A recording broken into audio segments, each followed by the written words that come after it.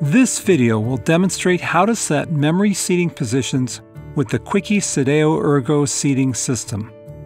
Step 1. Remove the back shell and locate the harness plugged into your CX-SM at Inhibit 6. Plug in any single switch into this jack. Step 2. Adjust the seat to the desired position. This can be done with your Control 5 buttons or the RNet joystick. Step 3.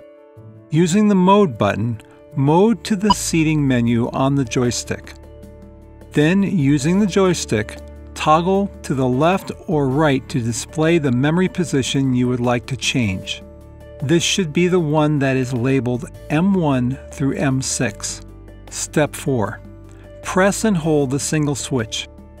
While pressing your switch, pull the joystick back for 3 seconds. A tone will sound. Step 5. Release the joystick and then the button.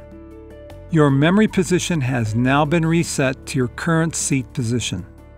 If you would like to set a memory position back to factory default, use the same single switch that is plugged into the CX-SM Inhibit 6 port.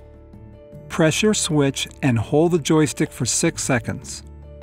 You will hear the first tone. Continue to hold and you will hear a second tone. You have now reset the memory position back to the default factory seat settings.